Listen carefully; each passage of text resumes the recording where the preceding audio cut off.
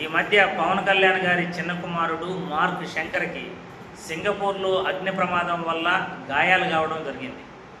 క్షేమంగా వాళ్ళు సింగపూర్ నుండి ఇండియాకు కూడా తిరిగి వచ్చారు.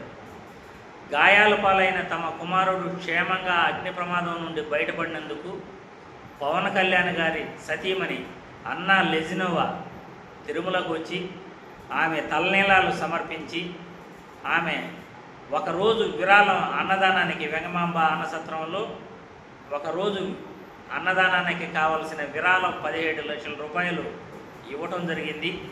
సాధారణ భక్తులతో కూర్చుని ఆమె కలిసి భోంచేయటం కూడా జరిగింది. సామాన్యంగా విఐపీలు అంటే స్పెషల్ భోజనం, వాళ్ళకి స్పెషల్గా ట్రీట్ చేయటం ఉంటుంది. కానీ పవన్ కళ్యాణ్ గారి సతీమణి చాలా సింపుల్గా, చాలా అద్భుతమైన రీతిలో ఆమెని పొగడాలి, మనం ఆమెను అభినందించాలి. ఎందుకంటే ఒక విదేశీయురాలైనప్పటికీ మన దేశ సాంప్రదాయాలను ఆమె పాటిస్తూ మన స్వామివారికి తలనీలాలు సమర్పించి ఒక డిప్యూటీ ఉప ముఖ్యమంత్రి భార్య అని ఎక్కడ కూడా గర్వం లేకుండా వెంగమాంబ సత్రంలో, అన్నదాన సత్రంలో ఆమె అన్నం కూడా భక్తులకు వడ్డించి ఒక సాధారణ మహిళలాగా బంతిలో భోజనం చేయటం చాలా చాలా ఆశ్చర్యపరిచింది. అందుకే ఈ వీడియో ద్వారా పవన్ కళ్యాణ్ గారి సతీమణి అన్నా లెజినోవా గారిని మనస్ఫూర్తిగా అభినందిస్తున్నాను. ఈ విషయం 10 మందికి తెలియాలి.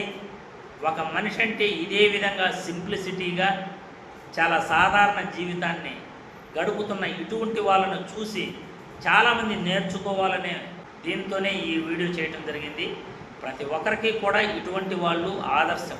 కాబట్టి అన్నా లెజినోవా గారికి మనస్ఫూర్తిగా ఈ వీడియో ద్వారా అభినందనలు తెలియజేస్తున్నాను.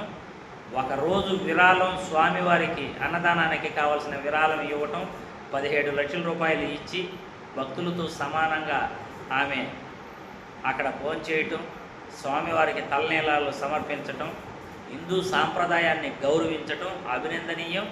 అన్నా లెజినోవా గారికి మరోసారి అభినందనలు తెలియజేస్తున్నాను.